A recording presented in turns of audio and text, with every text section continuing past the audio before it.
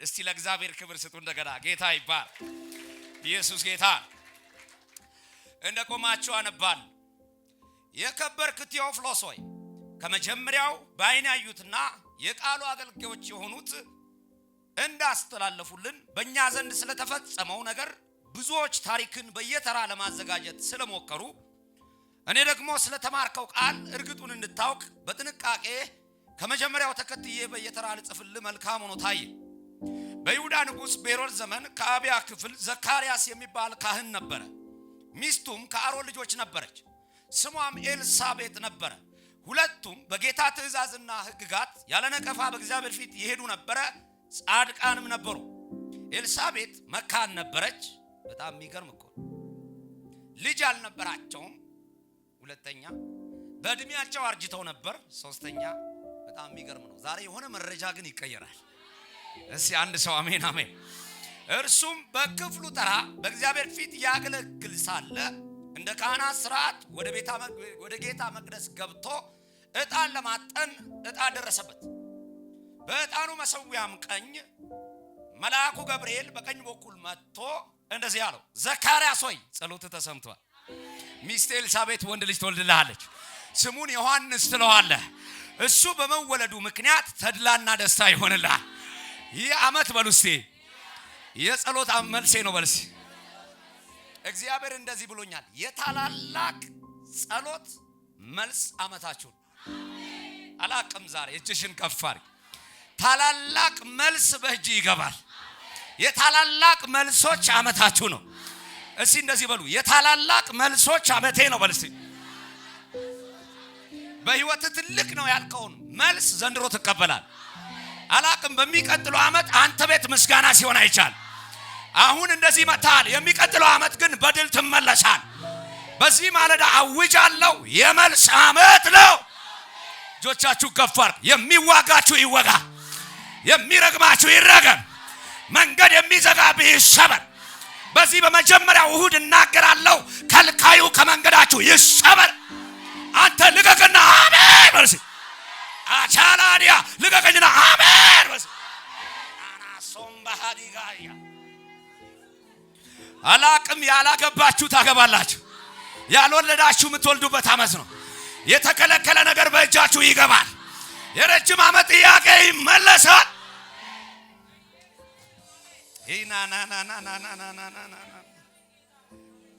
አቤኔዘር ብለው ጀምረዋል ዛሬ።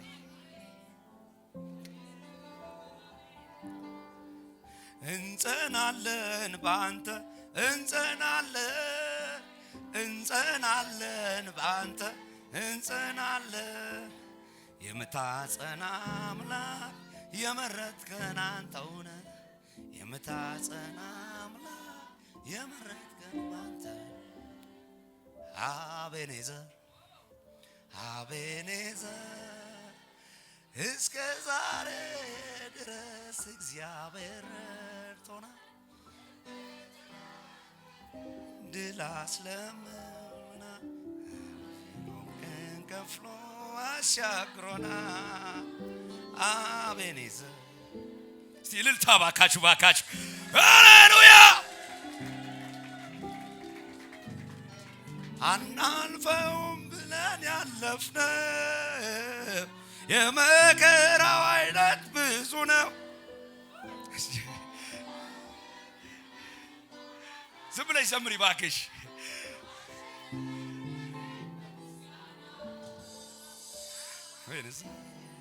ስለ ጌታ እልልታ ጭብጨባ ኢላላላ ኤለደይ እጆቻችሁ ከፍ አድርጉ ባካችሁ። አላቅም ይሄ ቃል በውስጤ ሞላ። እዚህ ቤት ሲናገር የእግዚአብሔር ሰው ሲናገር ይሄ መዝሙር ወደ ውስጤ ይገባ ነበር። ረድቶኛል የሚል አለ ለጌታ ክብር የሚሰጥ። ጌታ ይባርካችሁ። ቁጭ በሉ። ክብር ለኢየሱስ። ባለመድኃኒቱ ሉቃስ እንደጻፈው በዘመኑ ቴዎፍሎስ የተባለ ሀገረ ገዢ እኛ አዳነ ብቻ በቤ እንደምንለው አላቃትም እያልክ ልቀቅና አሜን በል። ከባድ የከተማ ከንቲባ የነበረ ባለ ሀብት የነበረ ማተሚያ ቤት የነበረው ሰው ጌታ ኢየሱስ ክርስቶስን እንደ ግል አዳኝ አድርጎ የተቀበለ ቦርን አጌን የሆነ የሚገርም የእግዚአብሔር ሰው እና በመካከሉ አንድ ሰርጎ ገብ የሆነ ትምህርት ገብቶ ነበር። ኢየሱስ የእግዚአብሔር ልጅ አይደለም ብሎ የሚያሳስቱ ሐሳዊ ትምህርት በቤተ ክርስቲያን ገብቶ ስለነበረ ሉቃስ ይህንን ያውቃል። ሉቃስ በጣም የሚገርማችሁ የተማረ ሰው ብቻ አይደል፣ መንፈስ ቅዱስ አብሮት ያለ ሰው። እንደውም የሐዋርያት ሥራ መጽሐፍንና የሉቃስ መጽሐፍን ጽሑፍ ስታየው ሰውየው ጠንቃቃ የሥነ ጽሑፍ ዕውቀት ያለው በጣም የዓይን እማኞችን ጠንቅቆ ጠይቆ የጻፈው የሚገርም የእግዚአብሔር መልእክት ያለበት አስገራሚ የእግዚአብሔር ሰው። የሚገርማችሁ በዚህ መጽሐፍ ውስጥ የሚገርማችሁ ኢየሱስ ክርስቶስ የእግዚአብሔር ልጅ እንደሆነ ጠንቅቆ የተናገረ ቦልድነስ የተሰማው በጥንቃቄ የሰማኸውን ትምህርት ተጠበቅ፣ ከሚመጡብህ አንዳንድ ሐሰተኛ ትምህርቶች ራስን ጠብቅ ብሎ መጀመሪያውን ይጀምረዋል።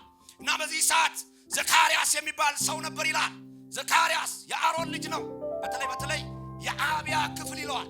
አብያ የዘካርያስ አያት ናቸው። የሚገርማችሁ አብያ የሚባለው ክፍል ከዘካርያስ ቤተሰቦች አንዱ ነው። የሚገርማችሁ እግዚአብሔር ሌዋውያንን ትዝ ብላችሁ ከሆነ የሌዊ ዘር አቆጠቆጠች ተብሎ እግዚአብሔር ሌዊን እንደመረጠ ለክህነት ሥራ በብሉይ ኪዳን ዘመን ዋና ቤተሰብ ነው። ሚስቱ ኤልሳቤጥ ነበረች ይላል። እሷም አርጅታ ነበር ይላል። ያለ ነቀፋ በእግዚአብሔር ፊት እያገለገሉ በሰው ፊት ግን ነቀፋ ነበራቸው። ዛሬ ጠለቅ ያለ ትምህርት ነው ማካፈላችሁ። ልቀቁና አሜን በሉ። ኢና ኮምባ። ስለዚህ በዚህ ቤተሰብ ውስጥ ልትረዱት የሚገባ አንድ ነገር አለ። እንደ ዘመኑ አይነት ባል አይደለም ዘካርያስ። ሚስቱ መካናት ግን ሌላ ሴት ጋር አይደለም። የዘንድሮ ባል እኮ ከአንቺ ከመጣ አይነት ነገር ነው። በር ላይ ነው እግሩ ያለው እና ገፋ አድርገውና ጠብቅ በለው እና ሚስቱ መካናት ይላል። መካን እንደሆነች ያውቃል። አርጅታለች። መረጃ አለ። ሰውየው እውነተኛ ካህን ነው። ለራሱ ያልሆነ እግዚአብሔር ይሉታል አንዳንድ ሰዎች ዘካርያስ። ምክንያቱም ምንድነው? እየጠበቀ የሚያገለግል ሰው ነው። መልስ የለውም። የሰው ልጆችን በእግዚአብሔር ፊት ያሳያል። እዚህ ብላችሁ እኮ የካህናት ስርዓት ትንሽ አስረዳችኋለሁ። ዛሬ ጠለቅ ያለ ትምህርት ነው የምሰጣችሁ። ልቀቁና አሜን በሉ። ኢየሱስ ያድን።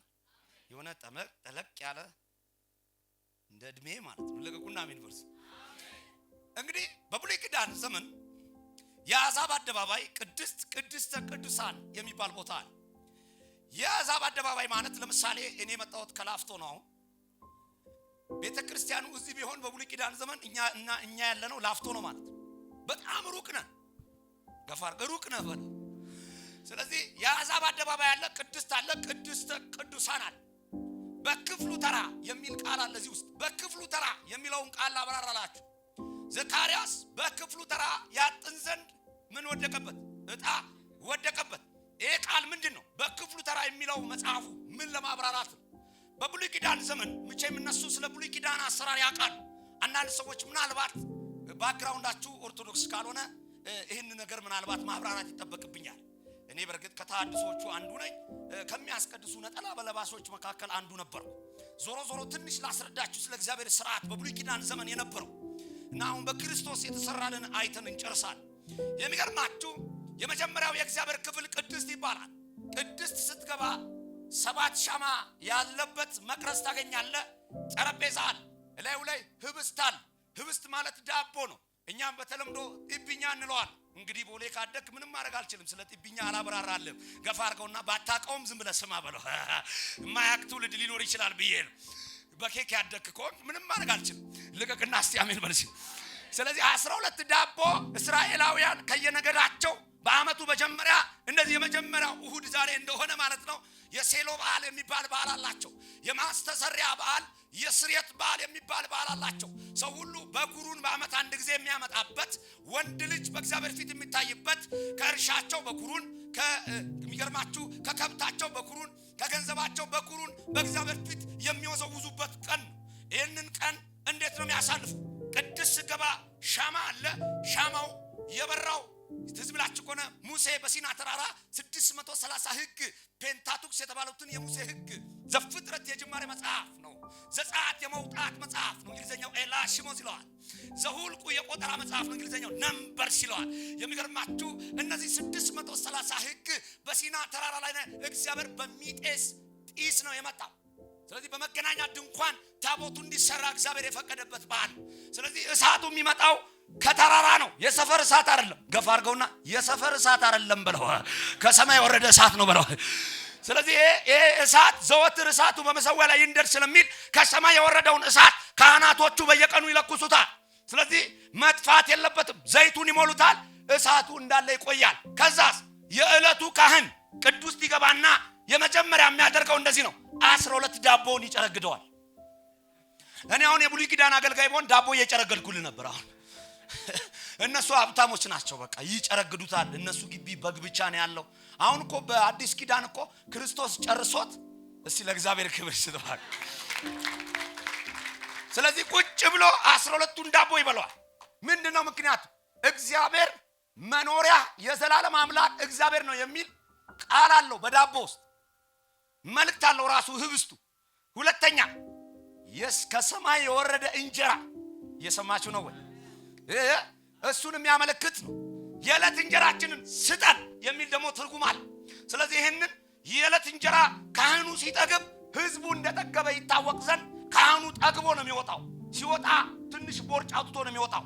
ስለዚህ ገፋ አድርገውና 2018 የጥጋብ ዓመት ነው በለው። ረሃብ ከቤት ይገለበታል በለው። ልጆችም ጠግበው ይኖራሉ። አንድ ሰው ዛሬ እኔ ነው የሚል አሜን ይበል።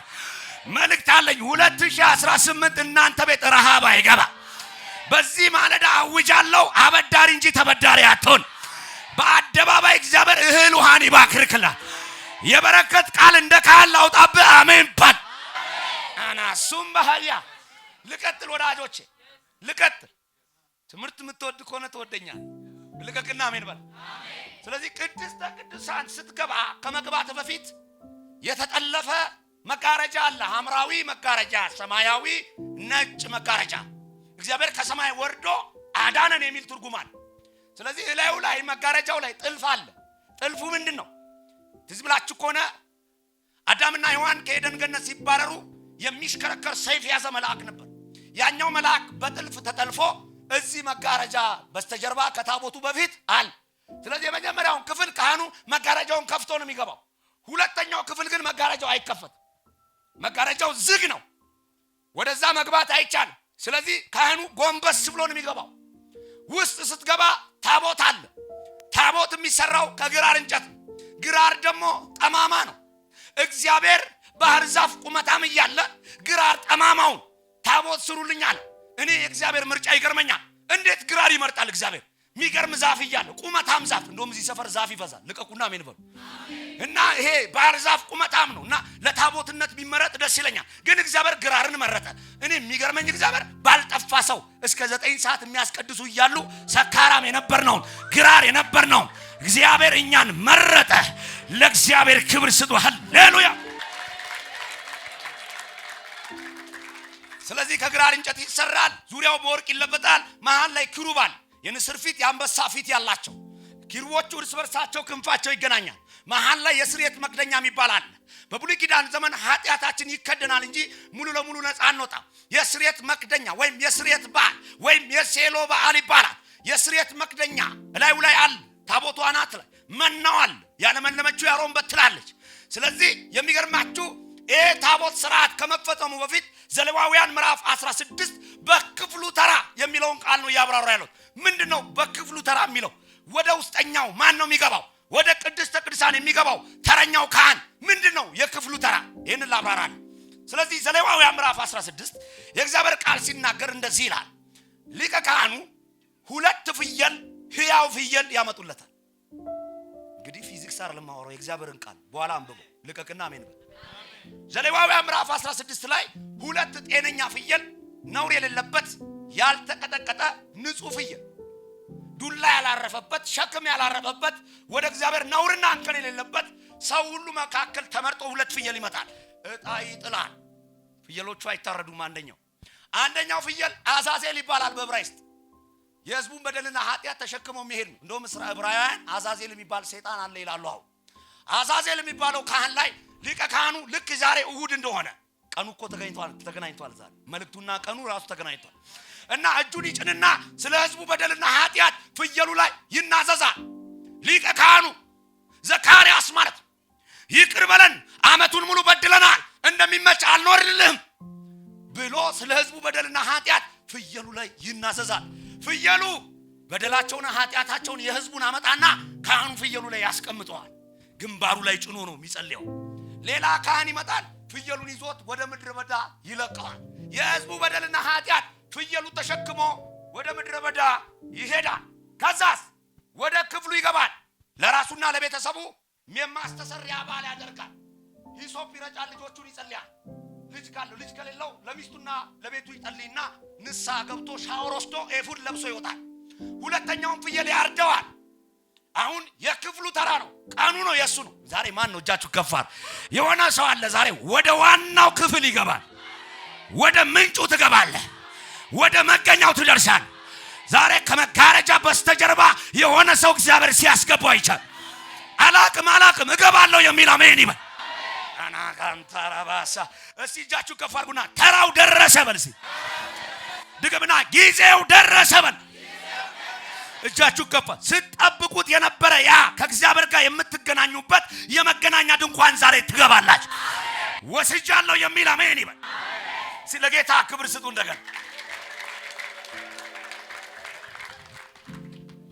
ኤፉድ ይለብሳል። ኤፉድ የካህን ልብስ ነው። በላዩ ላይ ሻኩራ የሚባል ነገር አለ። ልሳን አይደለም ያወራሁት። እስቲ ሻኩራ በሉ። ሻኩራ ማለት የስሙ ትርጉም በህይወት አለው ማለት። ዝም ብለህ ወገብን ያዛርግና በህይወት አለው በል። ኦርቶዶክስ ቤተክርስቲያን ጉልላት ላይ እንዲህ ደውል አይታችሁ አታውቁም? ሻኩራ ይባላል እሱ። ዝም ብለህ ገፋ አድርገውና ሻኩራ በለው። ያ ደውል ነው። ጥቅሙ ምንድነው? በየልብሱ ላይ ከኪሱ ጀምሮ ጀርባው የለ ሙሉ ቀሚሱ ደውል ይጠለፍበት እና ካህኑ ወደ ቅድስተ ቅዱሳን ከመግባቱ በፊት ደውል ያለው ልብስ ነው የሚለብሰው። በግራና በቀኝ ኡሪምና ቱሚም የሚባሉ የእግዚአብሔር ፍቃድ ማወቂያ የሚባሉ ቁልፎች አሉ። እግዚአብሔር ወደ ቅድስተ ቅዱሳን ሊቀ ካህኑ ከመግባቱ በፊት ሁለተኛውን ፍየል ያርዳል። ሻኩራ የተጠለፈበትን ልብስ ይለብሳል። እግሩን በሰንሰለት ይታሰራል። ደም ይዞ ወደ ቅድስተ ቅዱሳን ይገባል። ደሙን በናሳን ይቀበለዋል። ሂሶጵ ቅጠል ከምድረ በዳ ይመጣል። የተወቀጠ ዕጣን የተመረጠ ከምድረ በዳ ጫካ ገብተው ካህናቶቹ ለእግዚአብሔር የሚሸጥ ዕጣን ይዘው ነው የሚመጡት። ይሄን ሁሉ ይዞ ነው የሚመጣ። ከዛስ ደሙን ይይዛል። በቀኝ በኩል ደግሞ ማዕጠንት ይይዛል። ምክንያቱም ታቦት ሲሸማ አይታችኋል። ባትሸኙ እንኳን እኛ የቱን ታቦት እንሸኝ? ስንቱን እንሸኝ? ገፋ አድርገና ስንቱን ሸኝተን ጨረስን በላ። እንደው ቢኖር እንኳን አንድ ታቦት ነው የሚኖረው። እሱም ኢየሩሳሌም ነው መኖር ያለበት። ጭራሽኛ ሀገር ያለ ያሉ ፌክ መንፈስ የተመታዩ። ስለዚህ አንድ ታቦት ነው ያለው። የእግዚአብሔር ክብር ማደሪያ በመገናኛ ድንኳን ውስጥ ሆኜ ይናገራለሁ። የእግዚአብሔር ሻካይና የሚገኘው በማስተሰሪያ ሰዓት ላይ ነው። ሻካይና ማለት የተገለጠ የእግዚአብሔር ክብር ማለት። ስለዚህ ሊቀ ካህኑ የሚገባው እዚህ ነው። ትልቁ እግዚአብሔር ጋር ሊገባ። የሱ ጥያቄ አለ፣ ልጅ የለው። የሰው ጥያቄ ግን ይዞ ይገባል። አንዳንድ ጊዜ እኮ በጣም ነው የሚገርም። የምታሸበሽበው ሃና የምትወልደው ፍናና አታልፍም ብሎ ራምባ ምንለው እኛ ውድ መኪና የሚነዳው ሸምሱ በጌታ በኢየሱስ በለው። አላቅም ዛሬ ሃና አንድ የፍናናን 7 ይበልጣል። ልናገር ዛሬ ልተንብይብ። ያንተ አንድ ልጅ ገባር፣ ያንተ አንድ የነሱን 100 ይበልጣል። በኢየሱስም ዘንድሮ ሳሙኤላችሁን ትወስዳላችሁ። እናንተ ቤት ይስሐቅ ይወለዳል።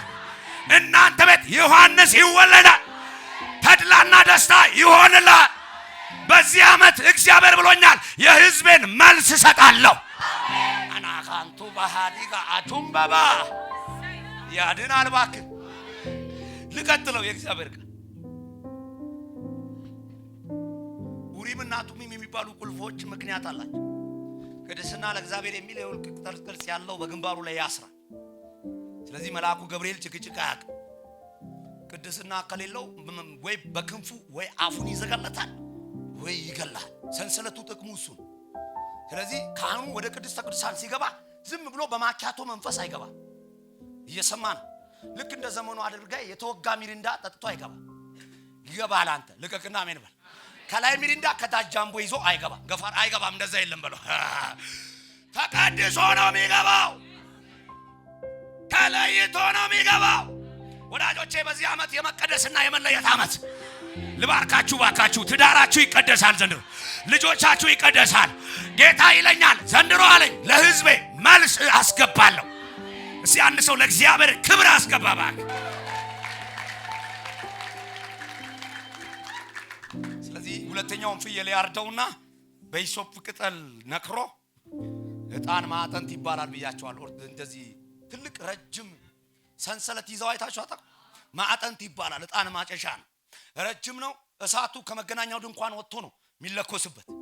ስለዚህ የሰፈር እሳት አይደለም የሚይዘው ካህን የሆነ እትያ ለሚቱ ያነደደችው እንዳይመስል ይሄ ከሰማይ የወረደ ነው።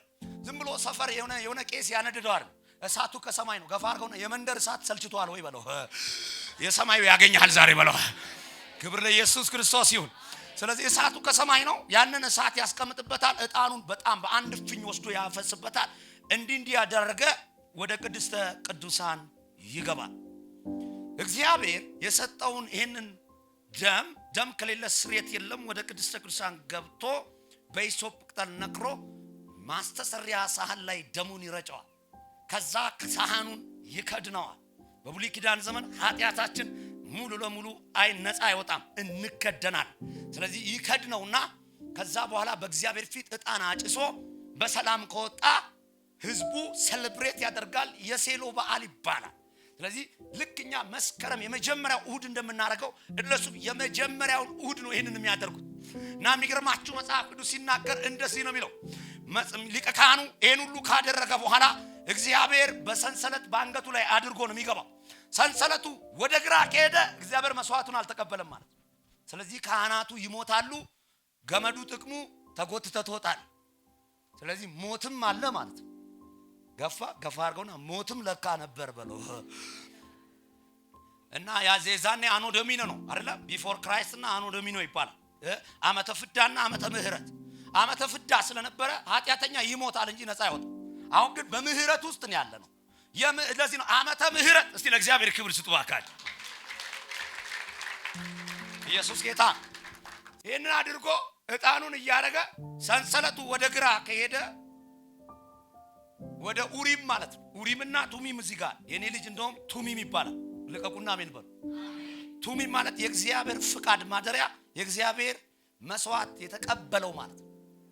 እና ወደ ኡሪም ከሆነ ካህኑ ሞቶ ነው የሚወጣው። ወደ ቱሚም ከሆነ ግን መስዋዕቱ ዛሬ ወደ ቱሚም ነው በለው፣ ወደ ቱሚም ነው በለው። ስለዚህ ዕጣኑን እያጨሰ ዘካርያስ ለምን እንደነገጠ እኮ ላሳየን። እያጨሰ በታቦቱ ዙሪያ ማዕጠንቱን ይዞ እያደረገ ደሙን በማስተሰሪያ ሳህን ላይ ረጭቶ ስለ ሕዝቡ በደልና ኃጢአት ፍየሉ ተለቆ ካህኑ ስለ እግዚአብሔር በመካከለኛው ድንኳን በሻካይና በእግዚአብሔር ክብር ማደሪያ ውስጥ እናገራለሁ ብሎ ሙሴን ስለተናገረው ካህኑ በቅድስተ ቅዱሳን ገብቶ የእግዚአብሔርን ሐሳብ ተቀብሎ ይወጣል። ሕዝቡ በውጭ በኩል ይጠብቃል። ካህኑ በሰላም ከወጣ ዓመቱ የሰላም ይሆናል። ካህኑ ሞቶ ከወጣ ዓመቱ የሞት ነው የሚሆነው። ስለዚህ እግዚአብሔር ቁጣው ኃይለኛ ስለነበረ ካህኑ ደነገጠ ይላል። በዕጣኑ መሰዊያ አንድ መልአክ ቆሞ ነበር ይላል። ዘ ጉድ ኒውስ ኤንጅል ይባላል። የመልአኩ ገብርኤል እንደውም ኦርቶዶክስ እያለን ብስራተ ገብርኤል እንለዋለን። ሰፈራችሁ ባይዘዌ ዛሬ ሚካኤል ከመጣ ሚካኤል ባይዘዌ ዋሪየር ነው፣ ሊገል ነው የሚመጣው። 80 ሺህ ምናምን ነው ማለት ነው የሚጨርሰው። ገብርኤል ከመጣ ግን እንደዚህ ነው። ዘ ጉድ ኒውስ ኤንጅል ይባላል። ብስራተ ገብርኤል መልእክት አለኝ። ዛሬ ሰፈራችሁ ገብርኤል ይመጣል። አላቅም እጃችሁ ገባር። ይህ ወር የምስራች ወራችሁ ነው። የተለቀ እጃችሁ ገባ የሚለቀቅላችሁ ነገር አለ። እግዚአብሔር ፍቃድ ሰጥቶኛል የሚል አማን ይበል። እጆቻችሁ ገባር። ይህ ዓመት የምስራች ዓመታችሁ ነው። ሻካይ ነው። የእግዚአብሔር እሳት ሲያገኝ ፈሪ ነው የምትሆን። ምክንያቱም ክብሩ ወደ ሰፈር ሲይዘው ስትሄድ በክብሩ ልክ መቆየት አለ። የሙሴ ፊት ያበራ ነበር ይላል። ትዝ ይላችኋል። ሻካይና ይባላል። የእግዚአብሔር ግሎሪ እላይ ላይ ተቀምጦብህ ነው የምትወር። አዶ ከርቤ አይደለም የሚቀመጥ። ልቀቅና አሜን በል። የሆነ ጠቋር አይደለም የሚቀመጥ። ዛሬ ይሄ ዓመት አንተ ላይ ጠቋር አይቀመጥም፣ አንተ ላይ መንፈስ ይቀመጣል። አሜን። ክብር ለኢየሱስ ይሁን። ስለዚህ መጽሐፍ ሲናገር ልክ ካህኑ ሲያይ ደነገጠ። ገብርኤልም እንደዚህ አለ፣ ዘካርያስ ጸሎት ተሰምቷል፣ አትፍራ። ሚስት ኤልሳቤጥ ወንድ ልጅ ትወልድልሃለች፣ ተድላና ደስታ ይሆንልሃል። እሱ በመወለዱ ምክንያት ዛሬ ለማን የመጣሁት? ከህይወትሽ የሚመታ መካንነት አለ። ለቅሶ ከቤታችሁ ይወገዳል። ዮሐንስ ይወለዳል የሚል ለእግዚአብሔር ክብር ይስጥ። ስለዚህ መጽሐፍ ሲናገር ወደ ቅድስተ ቅዱሳን ገብቶ እያጠነ እያለ ገብርኤል መጣና the good news angel ይባላል። ይምጣላችሁ እሱ የምስራች። እኔ በጧት የሚደውሉ ሰዎች የምስራች ቢነግሩኝ ደስ ይላል። እኔ እንኳን ቤት በእጣ ባይወጣልኝ እጣ ወጣልኝ ሲለኝ ደስ ይላል። እንትና እኮ ተገለበጠ የሚል ዜና ጧት መስማት አልፈልግም። ጧት ብዙ ጊዜ ወይ መዝሙር ነው የምሰማው ወይ ብቻዬን ነው የምሆነው። ለምን ጧትን ከመጣው አንዳንዴ እኮ ቦያላ ራሱ ይጠቀም። ቦያላ የሚሰራ በ50 ሳንቲም በቃ ይጋጫል፣ ቀንን ያበላሻል። ይመታ በለው ዋክ እስቲ ገፋ አድርገውና ዓመትን አያበላሽብህም ዛሬ በለው። ያንተ ቀን ነው በለው ዋክ። ዛሬ ትደሰታለህ። ዓመቱን ሙሉ ደስታ ወደ ቤት ይገባል። እጃችሁ ገፋር። ትዳራችሁ ዛሬ ደስታ ገባ። ቤታችሁ ዛሬ ደስታ ገባ። ይህ ወር የምስራች ወር ነው። ይህ ዓመት የመልስ ዓመት ነው። እስቲ አንድ ሰው እቀበላለሁ ይበል። ይችላል። መልአኩ ገብርኤል አንተ ራሷ ሚስት ኤልሳቤጥ ወንድ ልጅ ትወልድልሃል፣ ስሙን ዮሐንስ ትለዋል። ዮሐንስ ማለት አፍ ይዘጋል አፍ ይከፍታል። ግራ ገባው ሰውዬው። እዲያን እስቲ አስበው። ሁሌ ልደት መሄድ ልጅ የሌላት ሴት ምን ሊሰማት እንደሚችል አስብ። እግዚአብሔር በልጅ ይባርካችሁ። እስቲ አሜን በሉ እባክህ። በሆድ ፍሬ ይባርካችሁ። ልጅ የሌለው ሰው ነውና በእግዚአብሔር ፊት የሰው ልጅ ያሳያል ምን አይነት ፔን እንደሆነስ። ይሄ ቀን ትያለሚቱም ለእግዚአብሔር ልጇን ትሰጣለች። ዘኪ ነው ደግሞ የሚሰጠው እና ይሰጣል። እሱ ግን ጥያቄ ያለበት፣ እሱ የልጅ ጥያቄ ያለበት። ተመልሶለትም ያገለግላል፣ ሳይመለስለትም ያገለግላል። አገልግሎት እንደዛ ነው። አሁን በዚህ ዓመት ቢሆንልህም ታመልከዋለህ፣ ባይሆንልህም ታመልከዋለህ። እስቲ ለሱ ክብር ስጥልኝ። ስለዚህ ለረጅም ዓመት የታመመ ሰው፣ ምክንያቱም የሰውን ጥያቄ እየመለሰ እሱ ቤት ግን ጥያቄ አለ። አንዳንድ ጊዜ አገልግሎት ማለት ሱፍ ነበር የሚመስለኝ። በቃ ዘንጦ መጮህ ነበር የሚመስለኝ። ለካ ከሱፉ ጀርባ ብዙ ጉዳይ እንደ ድፎ ዳቦ ከታይ ሳት ከላይ ሳት። አሁንማ በኤሌክትሪክ ነው የምትጋግር። እየሰማሽ ነው? የድሮ ድፎ ዳቦ ከታች ሳት ከላይ ሳት ይለቁበታል። የሚቆረሰው ግን ማድ ቤት አይደለም ሳሎን። እንድትቆረስ የግዴታ ማለፍ ያለበት መንገድ አለ። በአገልግሎት ደረጃ እንደዛ ከሱፍ ጀርባ ብዙ ጉዳይ ገፋ ብዙ ጉዳይ አለ። ቀባኝ ከማለት በፊት ላገልግል ከማለት በፊት ራስን ጠይቅ። እኔ ድሮ አገልጋይ ከመሆኔ በፊት ባይዘው ወይ ባንክ ማናጀር ነበር። እድሜ እንዳትጠይቁ ልቀቁና አሜን። እና አገልግሎትም ከጀመርኩ 23 ዓመቴ እድሜ እንዳትጠይቅ ብያለሁ። ልቀቁና አሜን በል። እንዳትጠይቅ ዝም ብለህ ስማ በለው። የዛኔ ባንክ ውስጥ ነበር የምሰራው፣ ንግድ ባንክ፣ እዚህ ክቡ ባንክ ማለት ነው። እና ኮሜርስ ነበር የተመረኩት። በአካውንቲንግ ፎር ዘግቼ ዋንጫውን እኔ ነኝ የበላው። ከዛ በኋላ ደግሞ ኢኮኖሚክስ። ከዛ ምን ታረጋዋል? እና ችግሬ ምንድነው? ካልቀባህ ካላገለገሉ። የዛኔ ደግሞ አደገኛ የእግዚአብሔር ሰዎች ከማናጀርነት እየተነሱ አገልጋይ መሆን የጀመሩበት ዘመን ነበር። ብዙ ሰዎች ትልልቅ አገልጋዮች የምድሪቱ ላይ ብዙ ፓስተሮች አሁን ሄጄ ማገለግላቸው የዛ ዘመን ማናጀር የነበሩ ናቸው። እና በቃ ተከታተል ገባብኝ የሆነ ጌታ ሆይ በቃ ቢሮም ሆኜ ሩም ባሻካ ማለት ጀመረ። እና ካካኝ የሆነ ነገር ካልቀባኝ ጾም ጸሎት ይሽ ነው አለ። በል እንግዲህ ሙሉ ወንጌል በ300 ብር ግባ አለ። ሙሉዬ ጌታ ይባርካት። እሺ ጌታ ይባርክሽ በላ። ከዛ በጣም እግዚአብሔር ሆይ ለምንድን ነው ከትልቅ ነገር ለምን ሌላ ሰው የለም ቀባኝ ብለኝ የለ መኖሪያ የወር ደሞዝ አይደለም ማለት። እስቲ መኖሪያ በሉ። የወር ደሞዜ አይደለም። መኖሪያ የማከራየው ቤት አይደለም። መኖሪያ እግዚአብሔር። ለዚህ ነው እዚህ የተከራይ ፊት አይታየ፣ ጠቅላላ ያከራይ ፊት ነው። ለጌታ ክብር ስጡ። ለማንኛው ጌታ የተባረከ ኢየሱስ ክርስቶስ ጌታ። ቀስ ብዬ ነው ማገለግለው፣ እንዳትፈተኑ። ካልጮሁን መቼም እንትን አትበሉ። ልቀቁና እስቲ መኖሪያዬ ዘላለም አምላክ ነው በሉ። ከዛ በኋላ ነው ወደ አገልግሎት የገባን። ምን ልላችሁ፣ ልክ እንደዚህ በአገልግሎት ውስጥ የምትፈተንበት ጊዜ አለ፣ ሁሉ ዝም የሚልበት። ዘካርያስ ጽናቱ ይገርመኝ። የዘንድሮ ባል ቢሆን ሌላ ሚስት ያመጣል። አይደለም? ወይም ደግሞ የዘሮም ድሮ ሚስት ብትሆን ሌላ ባል ጋር ነው የምትሄድ። በመጽናት ትዳራችሁ ይቆይላችሁ። በመታገስ ቶሎ ብለ ለመፍታት ቶሎ ብለ ከአንዱ አንዱ ለመዝለል እንትናት አትቸኩል። ገፋር ተረጋጋ በለው። ኢየሱስ ክርስቶስ ጌታ። ስለዚህ የነ ዘካርያስና የኤልሳቤጥን ቤት ስታይ የተረጋጉ ሰዎች ናቸው። እግዚአብሔር መልስ እንደሚሰጥ ጠብቀዋል ረጅም ዓመት። የሰው ልጅ ያቀፉ እነሱ ቤት ልጅ አልነበረም። አንድ ቀን ግን መልአኩ መጣና ዘካርያስ ጸሎት ተሰምቷል። ለማን የመጣሁት ዛሬ? ከህይወታችሁ የሆነ የሚመታ ግን መካንነት አለ። አላቅም ያናኖቻችሁ ደብዳቤ ተገለበጠ። ለረጅም ዓመት አንገት የደፋችሁ ይህ ዓመት የመልስ ዓመታችሁ ነው። እቀበላለሁ የሚል ለምን አሜን አይደል? ያልወለድሽ ወይ ደስ ይበልሽ፣ በዚህ ዓመት ትወልጃለሽ። ያላገባችሁ የምታገቡበት ዓመት ነው። ከዚህ በኋላ እዚህ ቤት በቃ ሰርግ በሰርግ ነው የሚሆነው። ለጌታ ክብር ስጥ። እንደውም እንኳን ድሮ አላገባችሁ አይደል? እርግጠኛ ነኝ በትልቁ ቬሎ ነው የተጋባው። ይሄ ድንኳን በሚያክል አይደል? ለአራት ነው ሚዜ ሁሉ የሚይዘው። አራት ነው ሚዜ ራሱ ድንኳን ነው የሚመስለው። እንትናቸውን ይዘው ሽቦ አለው ምናምን ሽቦ ሁሉ አለው እኮ ቬሎ። እና ድሮ እንደዛ ነው። በጣም በቃ የሰበረ ሰርግ ከተባለ 4 መኪና አለ ማለት ሰብሯል። በቃ የእንትና ሰርግና ብሔረ ጽጌ ከሄደ ዋው ይባላል። ትልቁ መናፈሻ እሱ። እና ያንን ድንኳን አስብ የሰው እየጎተት። አሁንስ ኧረ እንኳን ዘገየሽ። ጠዋት ነጩን ማታ ጥቁሩን ገፋ አርግና ሊሙ ሰፈርሽ ይመጣል። ኧረ ለእግዚአብሔር ክብር ስጡ።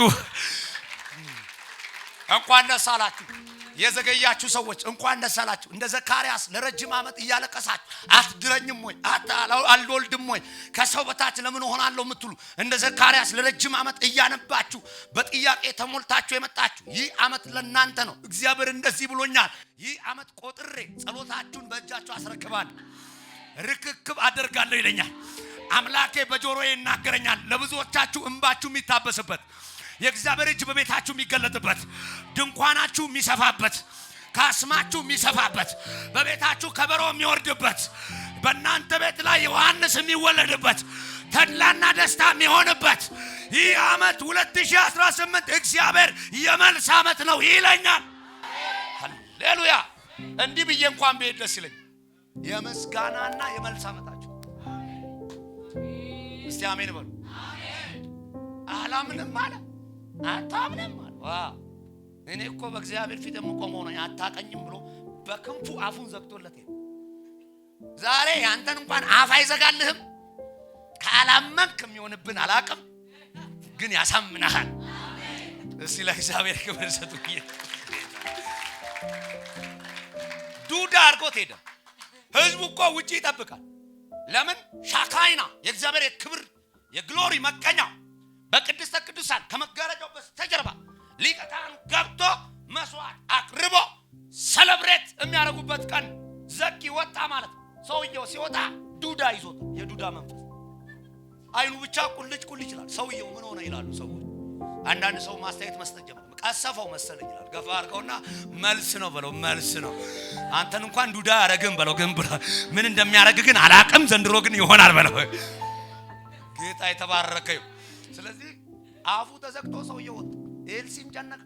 ህዝቡ ሰለብሬት እያደረገ እሱ ወደ ቤቱ ሄደ። መጽሐፍ ሲናገር ኤልሳቤጥም የመውለጃዋ ጊዜ ደረሰ ይላል። ዛሬ ክፍል ተራ ደርሷል።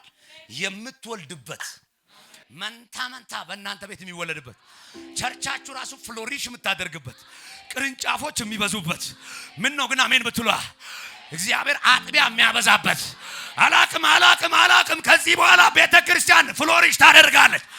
እግዚአብሔር እንደዚህ ይለኛል 2018 ለናንተ ለህዝቤ ለአገልጋዮች በሙሉ የመልስ ዓመት ነው ይለኛል። አንድ ሰው እስቲ አሜን። ኢየሱስ ጌታን ልጨርስ ነው። አይዟችሁ ደስ እያላችሁ ነው። ከዛ ወደ ቤቱ ሄደ። ኤልሳቤጥም የመውለጃዋ ጊዜ ደረሰ። የሰፈር ሰው መጣ ይላልና ወደዚህ ወደ ደቡብ አካባቢ ለአገልግሎት ስንሄድ አጋጣሚ ሴቶች ከወለዱ የሰፈር ሰው ቂቤ ይዞ ይመጣ በመሰው እና አንዷ ገንፎ ታደርጋለች። እልል እያሉ ነው የሚመጡት እና ስም የሚያወጣው የድሮ ሰው ጎረቤት ምናምን ነበር። እና ለዚህ ነው ስማችን አደፍርስ ተብሎ አደፍርስ አይዞ መገለጥ አረ በላቸው እየተባልን አለ። ኩራባቸው ገፋ አድርገውና በኢየሱስም በለው። ደንፋባቸው ሀብታም ተብሎ ደግሞ ደሃም አለ። እግዚአብሔር ሀብትሽ ይቅርታ አድርግልኝ እስቲ ለእግዚአብሔር ክብር ስጥ ካለ ብዬ ነው። ጌታ ይባል። ሰላም ተብላም ጦርነት አለች። እግዚአብሔር ይርዳን። እስቲ ለእግዚአብሔር ክብር ስጡ። ለማንኛውም ጌታ ይባል። ስለዚህ ስም የሚያወጣው ጎረቤት ነበር ድሮ። ለዚህ ነው አንድ የተናደደ ጎረቤት ካለ አንዳንዶች ደምበላሽ ተብለን ያደግነው። እግዚአብሔር ከዚህ ይጠብቅ። ገፋ አድርገውና ለልጅ ከመጽሐፍ ቅዱስ ስም አውጣለት ብለ ኢየሱስ ጌታ። ስለዚህ ስም ሊያወጡ መጡና እንኳን ደስ አለሽ ምናምን ብለው ቂቤ ቀብተው አጎረሷትና የምትበላው እልል ከተባለ በኋላ ስም ልናወጣ መተናል። እሺ ማን ተባለ? ዘካርያስ ይባላል አለች ኤልሳቤጥ።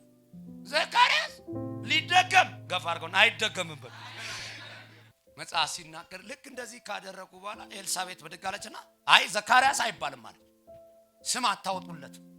ዛሬ መልእክት ልስጣችሁ። ሰው ስም ያወጣላችሁ እነንትና እንትን ያሏችሁ ያቺ በቅሎ ያቺ ያላገባችሁ ያቺ እንትና ደሃ የተባልክ መልእክት አለ። ስም አያወጡልህም። በአዲስ ስም ትጠራለህ። ዙሪያ የእሳት ቅጥር መሃል ክብር ይሆንልሃል። አሕዛብን ጡት ትተባለህ። አደባባይ ላይ ይኸውልህ ስምህን አቆላምጠው ይጠሩታል። አላቅም በዚህ ዓመት እግዚአብሔር ምስክሬ እግዚአብሔር ስም ባወጣላችሁ ስም ትጠራላችሁ። እናትና አባት ባወጣላችሁ ስም ብቻ አትሞቱም። ከፊት ወይ ነብይ ይባላል፣ ወይ ኢንጂነር ይባላል፣ ወይ ፓይለት ይባላል፣ ወይ ባለሀብት ይባላል። የሆነ ስም ግን ዛሬ ተቀየረ። አንድ ሰው እስቲ ተቀየረ ይበል። ልባርካችሁ አዲስ ስም በኢየሱስ ስም ሰጠዋችሁ። እግዚአብሔር እንደዚህ ይለኛል፣ በአዲስ ስም ትጠሪያለሽ። አሕዛብ ሁሉ ያቆላመጡሻል። ኧረ አንድ ሰው ለቆ አሜን። የስም ለውጥ የሚሆንላችሁ ሰዎች አሉ። ያ እግረኛው አትባልም ከዚህ በኋላ ምን ነው አሜን ብት እንደ ደርግ ወታደር ታክሲ የጠበቅንበት መንፈስ የተመታ ይሁን። እዚህ ጋር ፋርኩን የደርግ ወታደር መንፈስ ይመታ። ልወዝወዘው በግሬ እያልኩ ነው ከላፍቶ የመጣው መንፈሱ ይመታ ብሏል እኮ አይደለ? እንትና ነፂ ቲቪ ላይ ያለ ቢጠር ባይጠር አለ። መኪና ካለ ቢጠር ቢዘንብ ባይዘንብ። ለዚህ እኮ ነው ቸርች ጠብ ሲል ዝናብ ሰው አይመጣም። ሁሉ እግረኛ ገፋ አድርገውና የእግረኛ መንፈስ ይመታ በሉ። ልባርካችሁ ዛሬ አላቅም ብዙ ቁልፎች እጃችሁ ገባ። ብዙ ምስጋና በቤታችሁ ገባ። አላቅም የድል ዓመታችሁ ነው። 2018 የምስጋና ይሆናል። ነድተም ማታቀውን ትነዳዋለህ። ገብተም ማታቀው ትገባለህ። ሆኖም ማቅ ነገር ይሆናል። የመልስ ዓመቴ ነው። አሜን በል። ይሄ ቃል እኮ ለኔም ነው የተሰጠኝ ዛሬ። እጃችሁ ከፍ አድርጉና የመልስ ዓመቴ ነው በልባል። እጃችሁ ከፍ አድርጉ። ለእግዚአብሔር ከዋክብት እንኳን መልእክት አለኝ። እግዚአብሔር እነዚህ ትልልቅ መልሶችን እሰጣታለሁ። የዘመናት እንባዋ ይታበሳል። የጸሎት መልሷን ትቀበላለች። መሬቷን ትወስዳለች። ምን ነው ግን አሜን ብትን ኃያላኖች እዚህ ጉባኤ ይመጣሉ። ዋጋ የከፈላችሁበት ዘመን አበቃ። ከሰው በታች ሆናችሁበት ዘመን አበቃ። ይህንን ቸርች ባርካለሁ በጌታ በኢየሱስ ስም። የምድሪቱ ባለሀብት እዚህ ቤት ይመጣሉ። የምድሪቱ ባለጠጎች እዚህ ቤት ይመጣሉ። ድሆች እዚህ ቤት ይመጣሉ። ባለስልጣናት እዚህ ቤት ይረግጣሉ። ጌታ እንደዚህ ይለኛል፣ አንድ ፊርማ እጃችሁ ገባ። የሚጸድቅ ነገር አለ፣ ተለቀቀ። የተከለከለው ዛሬ ተፈቀደ። አንድ ሰው ለቆስ አሜን። አናታምባራ ማንታላባ ሰራባይ ጸልየናል። ለቸርቹ ራሱ እጃችሁ ከፋል። የመቀበል ዓመታችሁ ርክክብ ይሆናል ይለኛል። አላቅም ፋይናንሳችሁ ዛሬ ተለቀቀ። ኃያላን ልጆች በዚህ ቤት ይወለዳል። መካን አትሆኑም ይላቸዋል። በእናንተ ቤት እግዚአብሔር ምስጋና ይሆናል። ከዚህ ቀን ጀምሮ እዚህ ቸርች ላይ ታምራትና ድንቅ መሆን ይጀምራል። አንድ ሰው ለቆስ አሜን። ቁጭ በሉ። የልጅሽን ጉዳይ እግዚአብሔር ዛሬ ገላገለው። የትዳርሽ ጉዳይ መፍትሄ አገኘ። የጤናሽ ጉዳይ መልስ አመጣ። የመሬት ጉዳይ ተፈዝረመ። አድራሻ ለውጥ ዛሬ ሆነ። የተከለከሉ ነገሮች ተፈቀዱ። ዛሬ ከመጣው ቃል የተነሳ በእናንተ ቤት ላይ ኃያል ነገር ይወለዳል። ሐዘንና መከራ ከጓዳችሁ ይወጣል። የእንባ ዘመን አበቃ። የመልስ ዓመት ነው የሚል አሜን ይበል። የኔ ነው የሚል አሜን። ውሰድ አሜን። የተከለከለ ነገር እጃችሁ ገባ። ቪዛው የሚለቀቅበት፣ በሮች የሚከፈቱበት፣ ሐዘን የሚወጣበት የዜማ ጊዜ ደረሰ። የቁርዬ ድምፅ ተሰማ። እናንተ ቤት ላይ ኃያላኖች ይወለዳል። በዚች ቤተ ክርስቲያን እግዚአብሔር ታምራት ያደርጋል። አረ ለጌታ እልልታ ጭብጨባ። ቁጭ በሉ። ጌታ ይባል። ማጨብጨብ በዕብራይስጥ ትክክለኛ ትርጉም ጌታ ምስክር፣ ትክክለኛ ትርጉም ሰይጣንን ከመሬት ጋር ማጋጨት ነው። አጋጭልኝ እስቲ።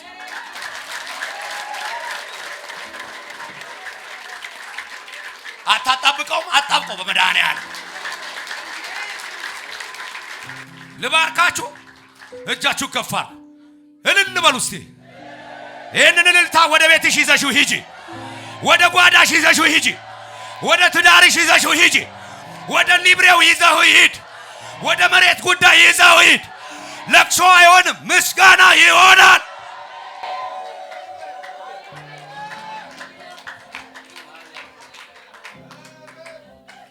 ዘካርያስ ሲጠየቅ አባቱ ተባለ። ስም አያወጡላችሁ። እስቲ ስም አያወጡልኝም። አምጡ ብራና ተባለ። ቀለም ተሰጠ። ዮሐንስ ብሎ አይጽፍም። ዮሐንስ ሲል አፉ ተከፈተ። እግዚአብሔር ምስክሬ፣ ቀንዴ ከፍ ከፍ አለ ትላለህ። በአንተ ቤት ምስጋና ይሆናል። አፍ በጠላቶች ይከፈታል። ለምን? ተድላና ደስታ ይሆናል። ዮሐንስ አፍ ይከፍታል፣ አፍ ይዘጋል። የበረሃ አንበጣ እየበላ ያደገ ስለ ኢየሱስ ክርስቶስ የተረከ ያንተ ልጅ ጫት ቤት የሚያድግ አይደለም። ሺሻ እየመጠመጠ አይደለም የሚውለው፣ ቃል ነው የሚመጠምጠው። ገፋ አድርገውና ያንተ ልጅ ኃይለኛ ነው በለው እባክህ። በጌታ በኢየሱስ ምናምን ልጅ አንቺ ቤት አይኖርም። የተመረቀ የተማረ ሀገሩን የሚጠቅም ቤተክርስቲያንን የሚጠቅም ባልሽ፣ ልጆችሽ፣ ቤተሰቦችሽ ዛሬ መልእክት አለኝ። አዲስ ነገር ሆነ። መልሳችሁን ተቀበሉ። አሜን በሉ። እግዚአብሔር ትልቅ መልስ ለዘካርያስ መለሰለት። አንድ ቃል ልጨምር። ኤርሚያስ የሚባል ሰው ነው። የአናቶት ሰው ነው። የገጠር ልጅ ነው። ቁምጣ አድጎ አደገ ነብይ እና ከሕፃንነቱ ጀምሮ እግዚአብሔር ትነቅላለህ ታፈርሳለህ ብሎ የመረጠው ታላቅ አናቶት የሚባለው ምድር ተራራማ ከተማ።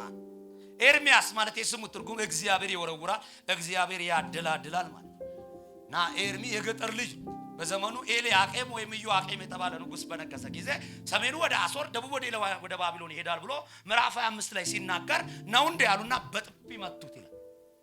ግዞት ቤት ወረወሩት እና የግዞት እንጀራ ሰጡት። ባቢሎናውያን መጡ። ሰሜኑ ወደ አሶር፣ ደቡብ ወደ ባቢሎን ሄደ። ንጉስ ናቡከደነጾር ኢየሩሳሌም ካበባት ይላል። ናቡ ማለት የጨረቃ አምላክ ማለት መንፈሱ ይመታ። እስቲ አንድ ሰው ይመታ ይበል። ስለዚህ ካበባት ይልና ኤርሚያስን ግዞት ቤት ወርውረውት ነው። ናቡከደነጾር አወጣው ከጉድጓድ።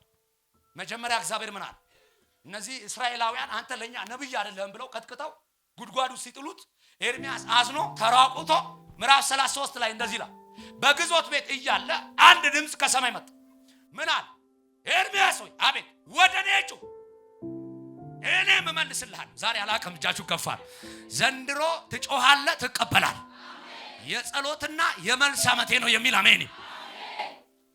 ብረት መዝጊያ ማል በካፌ አይመጣም፣ በፓይስትራም አይመጣም፣ በሳብሳብም አይመጣም። ወንዶች ልሳን ነው ማወራ፣ አይገባችሁም ማወራው። በፐብሊስም አይመጣም፣ በቱርክ ሽቶም አይመጣም። ብረት መዝጊያ የሚመጣው በጸሎት ገፋርግና ጸልይ፣ ብረት መዝጊያ ይመጣል። ያለዛ ጋቢ የሚልቀው ነው የሚመጣው በላት። ገፋርግና ጸልይ፣ ብረት መዝጊያው እንዲመጣ በላት። እስቲ እጃችሁ ከፋር። እጮሃለሁ እቀበላለሁ በል። ጌታ እንደዚህ ብሏችኋል። የመልስ ዓመታችሁን ወደ እኔ ጩህ መልስልሃል። እንደ ዘካርያስ በቤት ታላቅ ነገር ይሆናል። ለእግዚአብሔር ክብር ስጡ። ልጨርስ። ጌታ ይባል።